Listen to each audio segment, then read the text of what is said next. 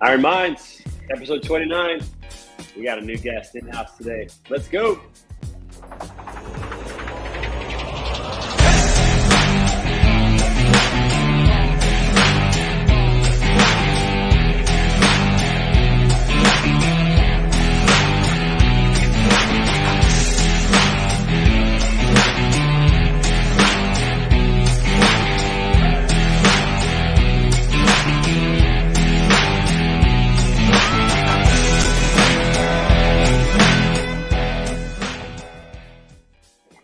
What's up, everybody? Good morning. Trey Griggs here, Beta Consulting Group. Got a new guest in the house today, but he's not new to us. Everybody say what's up to Chris Mayberry. Chris, what's up, man? What's up, buddy? How are you doing? I'm doing all right. Where's Mr. Hayden at today? Hayden took a break today. He needed a day off, so he took a break today. I'm not sure what exactly he's doing, but he just said, hey, I'm going to be out in the morning. I said, that's totally fine. But you know what? It's exciting to have you on here because we are 2 weeks away, my friend, less than 2 weeks away from the Iron Minds Tough Mudder Charity Challenge down in your hometown in Dallas, Texas, man. You feeling good about it? Getting excited for it?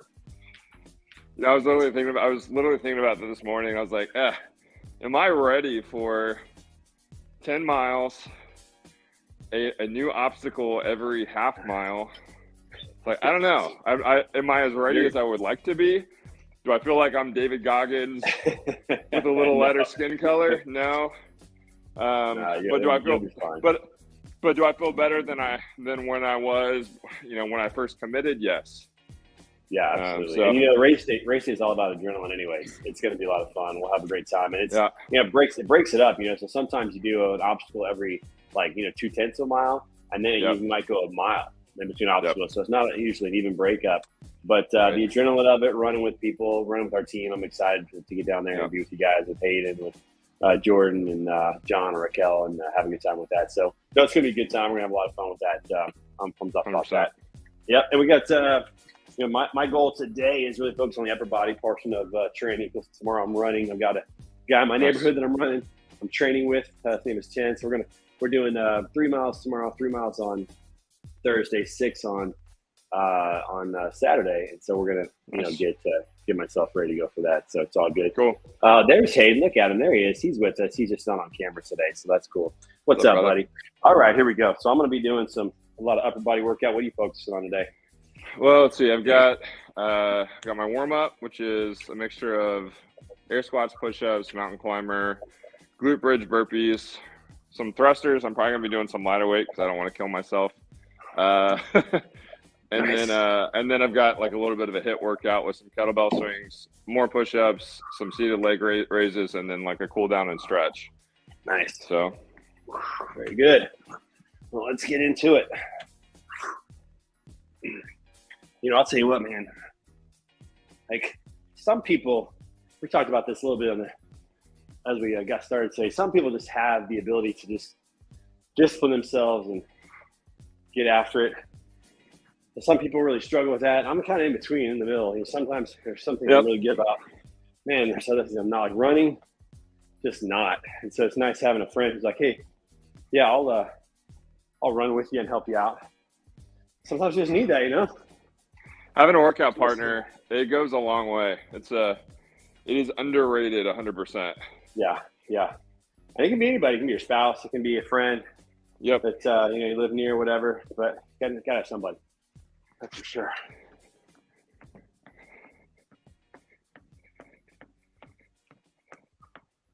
I've been doing these real static pull-ups lately.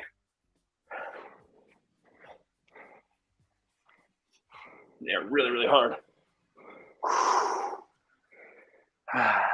Yeah, I've been there's a spot over near me that's got like monkey bars and pull-up bars and all that stuff, not too far from where I live. Yeah. And I've been trying to do a little bit of that because I got my butt kicked back 2014. The last time I did, there was the pyramid monkey bars. Yeah. Yeah, that kicked my butt.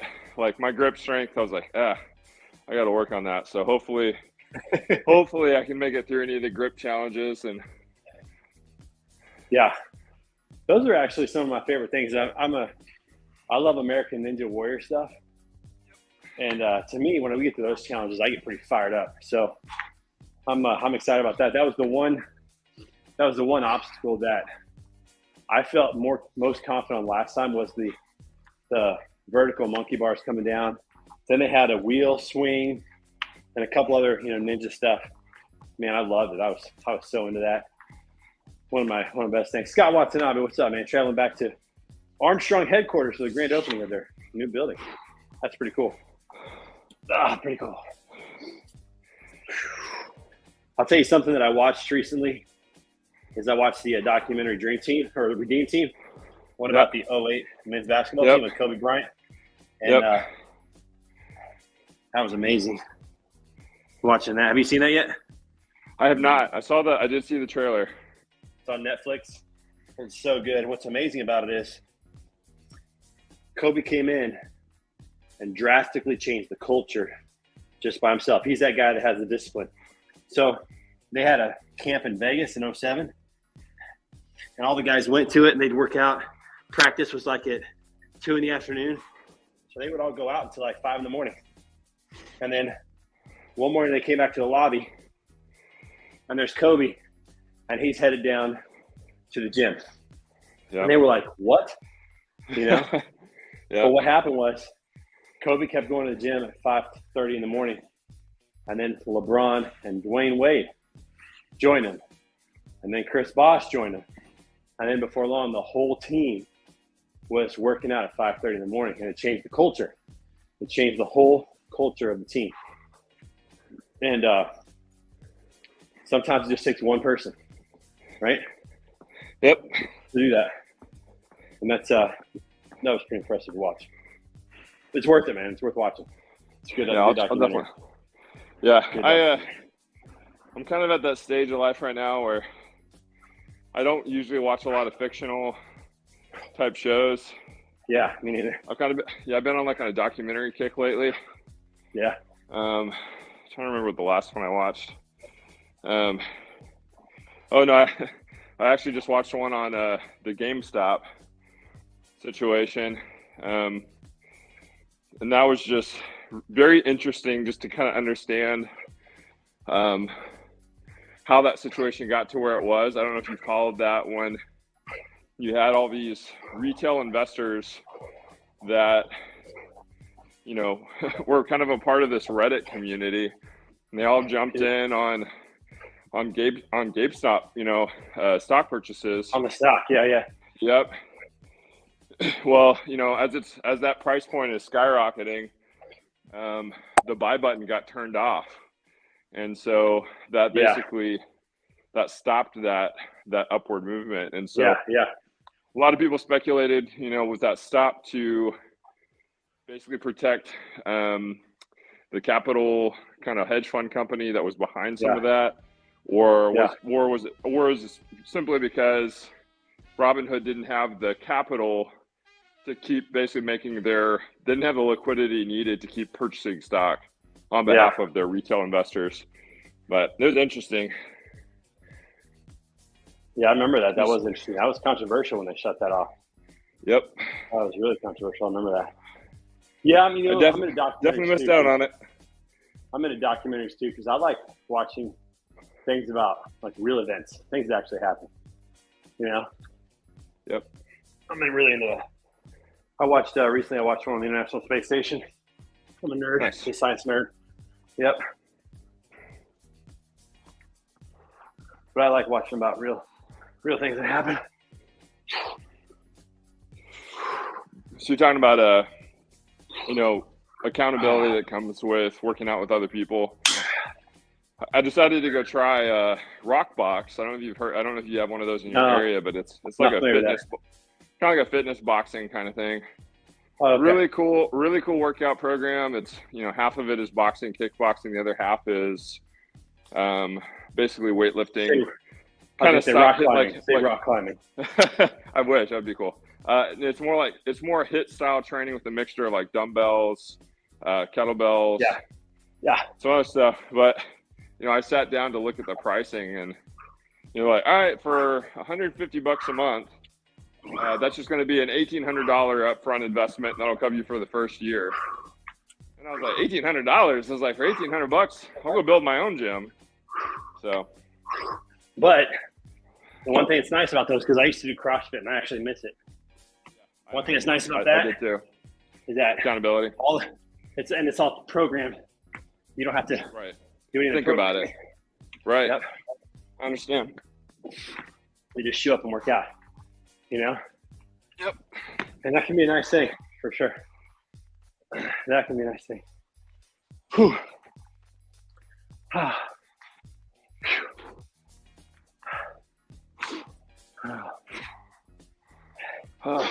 To live in Dallas, if you're in the Dallas area and you're thinking you're in decent shape and you want to join us, it's not too late to join us, everybody. All you got to do is go to toughmudder.com/events/Dallas, and you can join us for Tough Mudder coming up October 29th. Man, this year's just flying by this month. It's just crazy. Absolutely. Yep, I agree. Flying by. Also, everybody, we got some new swag. Check it out. New Iron Minds water bottle. It's slick. It's cool. So if you do, go check us out. Pick up your own. Use coupon code SPOOKY. Get 20% off. I need to send you some Iron Mind swag, my friend. I'm going to get you some goods. Yeah. Send it my way. Yeah, we got tank tops. We got T-shirts, water bottles. I'll get you something. Send it to you. Well, we can talk a little transportation. Market's still a little soft, but we got fourth quarter surge like we talked about. Yep. It's an interesting market, man. I tell you, just keeps going through these ebbs and flows. Inventories are high right now. Orders are being canceled. You know, cargo vessels aren't sailing. Yeah. Well, talking about cargo vessels, just looking at how much container pricing has dropped. Oh my gosh, it's crazy. It went from 20,000, 12 months ago to what, 2,500 now? Yep, nice. Around that. Yeah, I was talking to a client of mine who's based out of Florida, and I'm assuming a lot of his stuff probably comes from the West Coast as well, but because I don't deal with any of the inbound, but he was just telling me, I think he said 22,000 a container is what he was being charged. Yeah, and then he said it dropped down to like 2,000, maybe 2,200. Yeah, but I mean that's substantial. That's nuts. I mean, think about that. That's like going to a football game and it costs $500 a ticket, and then all of a sudden it's $50 a ticket. Like, right? That's crazy. That's or $5 a ticket. Yep. Scott says the tank top is super soft. So Chris, if you like tank tops, we'll get you one of those. Yeah, it's nuts. To think about how pricing has changed and what that means overall. And it's a weird market, man. It is a weird market, that's for sure. That is for sure. Well, and it's interesting to watch what's happening right now in fuel, because obviously that's going to have an impact on transportation costs, and it's going to come with its own set of headaches. There was a gentleman he popped up in my feed talking about how the current White House administration is basically set to stop feeding into our current fuel supply from the emergency fuel supply. Right. Emergency oil supply, right? That's supposed to stop right around Election Day. And so it's going to be interesting to watch how that's utilized from a political standpoint to drive messaging on either side. Yeah. So, and then really, how is that going to affect? How's it going to affect pricing? Is our trucks going to be able to find fuel? Is that going to be a problem, right? Kind of like we saw during, maybe about a year ago. I remember hearing stories of drivers were they were struggling to refuel. That was a problem for a little while. So I don't know. We'll see what happens. Right. Well, and it's crazy, like the whole thing is absolutely nuts, but it's just causing the market to do weird things. Kind of jump 40 cents, last week or 2 weeks ago, something like that. I wonder how it's going to impact holiday season, how it's going to impact buying.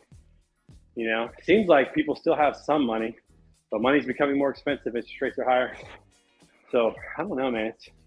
It's pretty wild. And this whole move from fossil fuels to electric, I just think my personal opinion, it's pie in the sky because when you have electric vehicles, it still requires a lot of energy to get the materials for that, you know, and how expensive are batteries? Oil and gas. You got to replace them. I mean, the solar panels, right, are mostly made from petrol to some degree, right? A lot of ingredients are, exactly. You have the rare minerals. All the rare minerals, whether lithium or if you're going to use nickel or some other kind of rare metal. And then even the conditions at which those things are mined are horrible. I mean, you got a lot of that stuff coming out of the Congo. You know, there's a lot of human trafficking that's connected to a lot of that. And then there's a real issue with pollution, right? Like, because that stuff's not recyclable. I have a good friend of mine that works in the windmill side of the industry, and he's like, dude, if you had any idea how much pollution is created just by making one single massive wind turbine, he's like, you would be pretty shocked. Because they're not recyclable. They're covered in fiberglass. So even though there's still components that you could technically recycle, you have to have a means of removing that stuff off, and there's just not a good solution for that. There's a lot of oil to keep those things lubricated. So I agree, man. I think it's pie in the sky. I think a science nerd like you're talking earlier, you know, I see what Elon's doing, and there's some things he does. I'm like, man, that's really cool. But when you have guys like, Gavin Newsom, who make these statements of like, hey, we're gonna cut fuel-based vehicle new sales off. Was it 2035? And the day after they make that announcement, they tell all the new Tesla owners that they can't charge their vehicles, and so then you have these memes that go viral. And it's people with their Teslas with gas electric generators. You know, and a little trailer behind it that's connected in. And I was just like, and you couldn't help but laugh, right? If you can't see the humor and just the irony of this, you're like, I don't know what to tell you. So I don't know why they don't do this. I mean, to me, this would be a winning strategy. It's almost like golf carts. Like, listen, when I go play golf, I actually prefer an electric golf cart. They're faster, they're quieter. I like them, okay? But I don't think you should force golf courses to have electric. They don't want them, right? They can have. I think it should be an all-in strategy. Like, hey, electric vehicles are one more option. Let's bring it into the fold. Right. And let's use them, but let's not force them. Let the market decide. And I don't know. I hate that, like, California's going that direction. And, it's crazy. So, not a fan of that. Me neither. All right. That's it. We'll see what happens. And election season coming up. That doesn't necessarily help things. Although I will say this. I do hope Republicans win some so that we have gridlock again, because that is good for the market.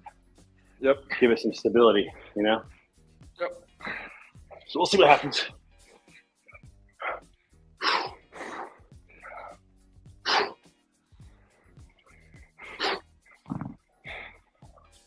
Yeah, it seems like when one party has all the power, good things don't typically happen. No. Doesn't happen. I agree. Well, my wife and I, maybe her more than me, she'll often tell people if they're like, so what, are you pro-Democrat, pro-Republican? And she's like, I'm pro-Jesus party. And which party is that? We don't have that. Right. And I said, so the thing is, I think we do the best to vote based on our beliefs. There's some things with the current modern day Democrat stuff that I just can't get on board with. But I also, it's not like I'm not able to recognize and see when there's corruption, and when there's sinful men doing sinful things on the Republican side of things as well, because it does exist on both sides. 100%. It's interesting.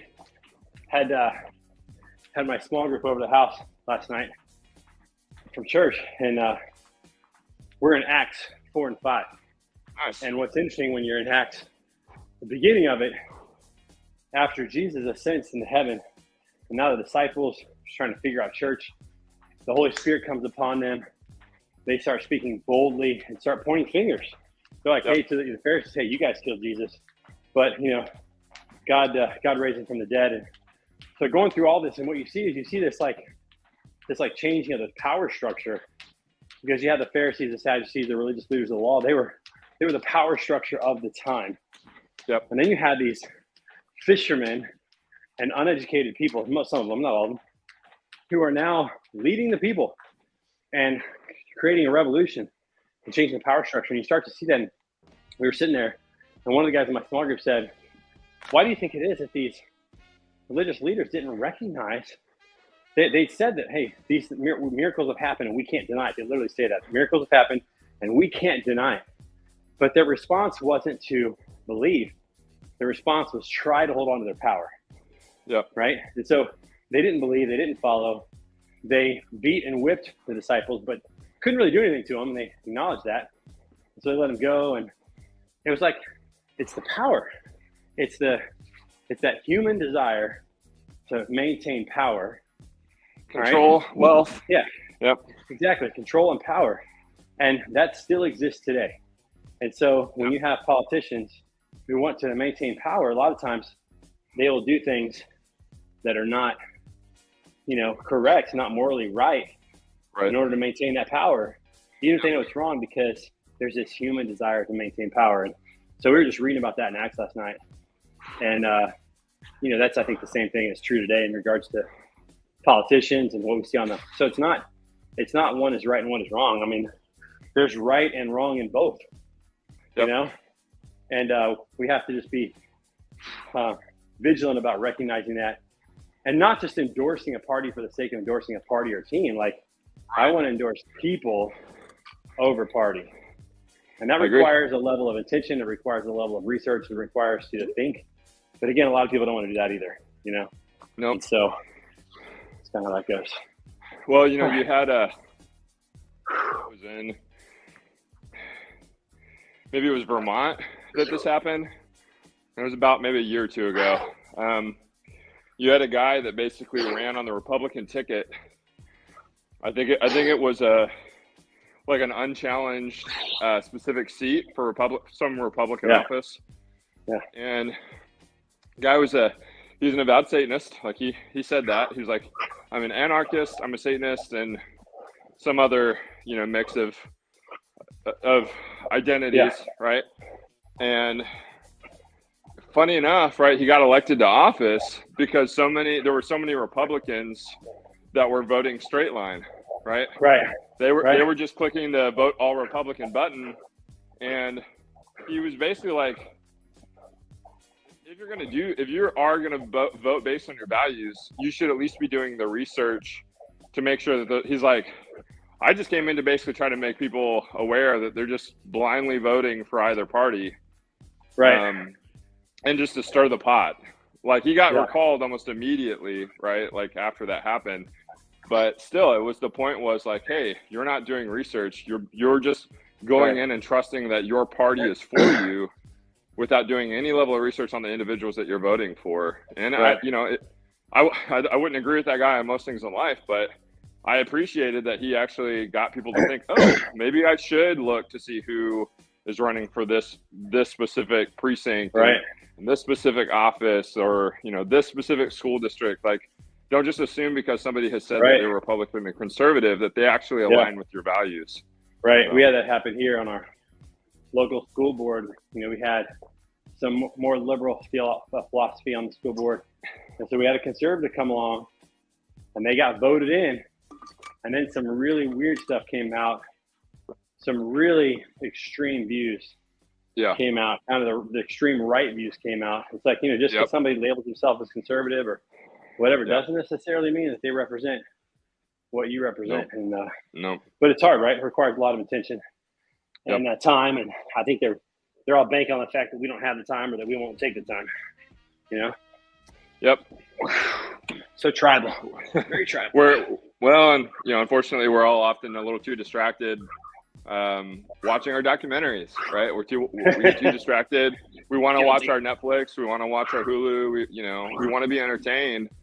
And to your point, it takes intention to think through those types of things and process and do research on your own, so that you can be an informed voter and just informed about your life in general, right? Right. Yeah, exactly. A lot of truth in that. A lot of truth in that. You know, get back to the Tough Mudder. I think one of the things that I love about these Tough Mudders is that it's not just running. It's not just one part of your body that you're working. Yep. You know, a lot of times you're doing jumps, you're climbing, you're hanging, you know, doing some of those types of things. Yep. And that's one thing I love about it, is that it really challenges your whole body. Yep. You know, that's fun to me. Were you a long distance guy, Trey, in high school? Well, I was, but not because I wanted to be. Got it.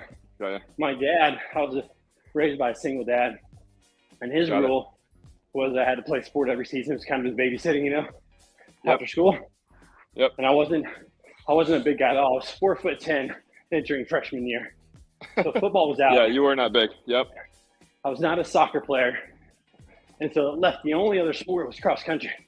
So I ran cross country, but it wasn't necessarily bad because it got me ready for basketball. Yep. But it wasn't by choice. Like I hated the practices. Like, why are we running 6 miles? The race is only 3. Didn't understand. Yeah, no, I was the same. What we were doing. But it did teach me how to run long distances, which was good. I learned a lot about just the mental aspect of running. I remember the first thing coach would say to us every year, he goes, you have to decide right now that in every run that you take, you're not going to stop running. He goes, I don't care how fast you run, you're not going to stop running. That's your mindset. And, you know, that along with some of the technical things we learned about how to run, how to use different muscles.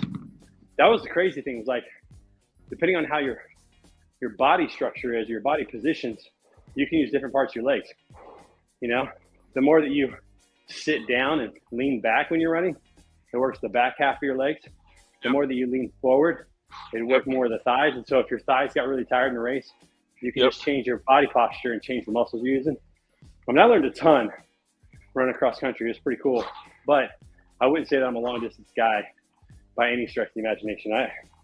No, not at all. Not at all. But good lessons to learn. And now I learned how to breathe. That's another thing too, is that, so right now I can go and I can run, even if I haven't been running, I can go run 3 or 4 miles, not because I'm in shape, but because I know the mindset. Yeah. You know, and that accounts for a lot, you know? No, I agree. Yeah. How about you? So I did a little bit of football in middle school. Funny enough, at one point they had assigned me to the A team, like the top team, which, I mean, I probably had the height, but I didn't have the size. Yeah. And I got hit by the biggest guy on the team, who later on got the nickname the House. And I bounced off him like a pinball. I just remember, like, you see those movies where the kids, they get slid through the dirt and their whole bodies are like kind of moving with the bumps in the dirt. That was me. And I finally stopped after like 10, 15 feet of just bouncing off of him.